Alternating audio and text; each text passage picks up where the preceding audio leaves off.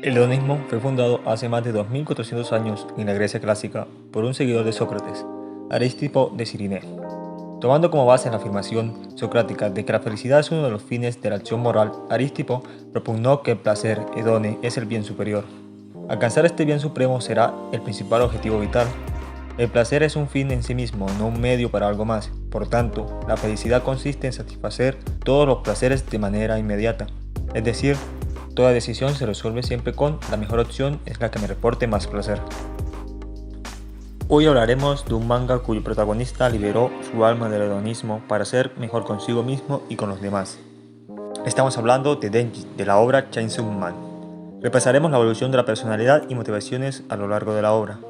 No tienes que preocuparte por posibles spoilers, pues hablaremos desde un punto objetivo sin concurrir en dañar la experiencia de los que aún no leen la misma. Sin más que decir, comencemos.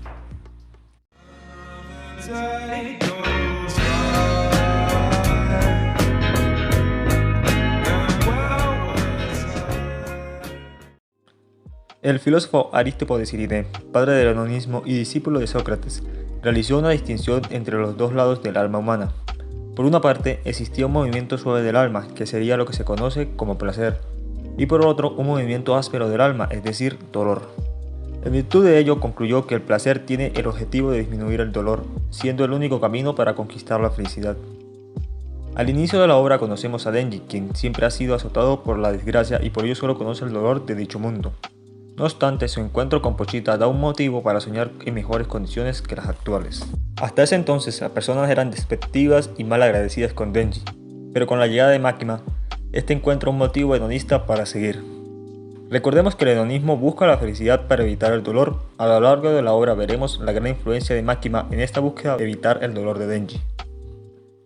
Según la psicología, el hedonismo sostiene que la única acción o actividad que son capaces los seres humanos es la búsqueda del placer para evitar el dolor o la infelicidad. Todas las acciones que emprende el ser humano son con el objetivo de buscar placer y menos dolor, y es ello lo que fomenta la acción humana. Podemos apreciar dicho fenómeno en muchas ocasiones a lo largo de la obra. Sin importar cuántas relaciones interpersonales haya generado Denji desde su encuentro con Makima, este aún sigue dependiendo de los estímulos que ella genera en él, hasta el punto de ignorar los motivos propios. Por su parte, el hedonismo ético tiene como principio u objetivo contemplar el placer y los bienes materiales como lo más importante de su vida. El utilitarismo estipula que las acciones morales son aquellas que proporcionan placer y disminuyen el dolor. Para definir cuál es una acción moral, basta estimar sus acciones positivas o negativas, y si la misma supera el mal, se puede considerar que se trata sin duda alguna de una acción moral. Denji es visto como un personaje amoral por sus acciones a lo largo de la historia. No es desconocido para nosotros, pues conocemos que su pasado ha impedido que tenga un razonamiento moralmente aceptado. Por lo tanto, a ojos de él, las acciones que comete son en búsqueda de la recompensa que recibirá por parte de Makima.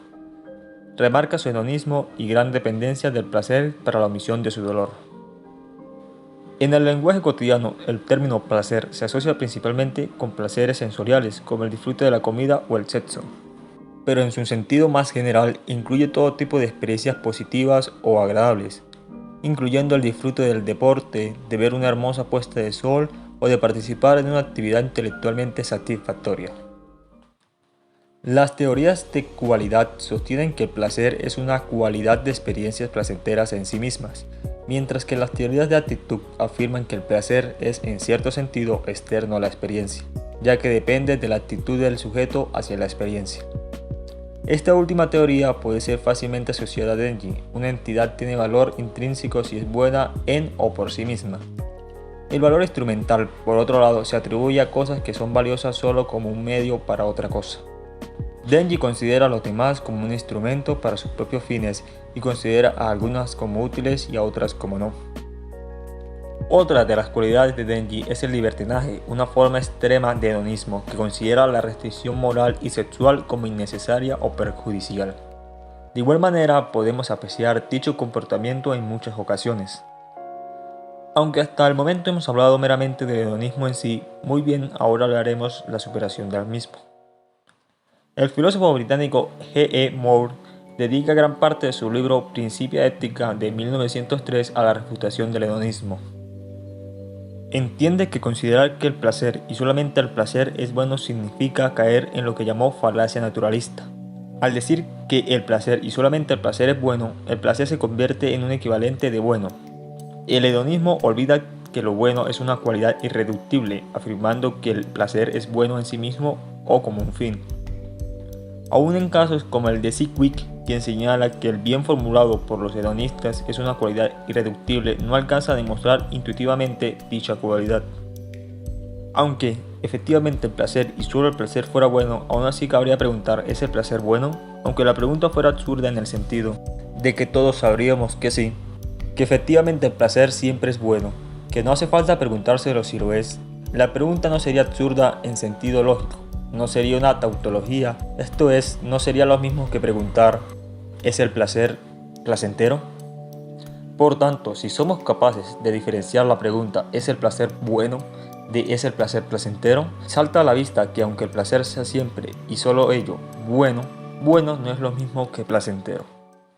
La psicología positiva, basada en investigaciones científicas de psicología cognitiva, ha pensado muchas veces que sustentar la felicidad en la búsqueda de placer, la vida placentera, deriva en un mayor índice de infelicidad. La búsqueda de la felicidad auténtica, como indica el psicólogo Martin E.P. Seligman, implica poner un mayor enfoque en el compromiso y el significado. La vida comprometida está basada en gratificaciones que no pueden ser adquiridas por atajos, como aprender un oficio o un deporte. Se busca el flujo, que es el balance del reto con la habilidad. Por otra parte, la vida significativa son las acciones y creencias basadas en algo mayor a nuestro ego, acciones motivadas por un bien común, etc. Se ha dicho que aquellos que basan su felicidad en la vida comprometida y la vida significativa cuentan con un mayor índice de satisfacción en la vida. La felicidad auténtica es un concepto superior al simple hecho de no sentir dolor, sentir placer o no sufrir enfermedades psicológicas. Denji como personaje nos ilustra dicho autodescubrimiento y la obra corresponde a dicho pensamiento, cuando Denji comprende lo que máquina significa para él.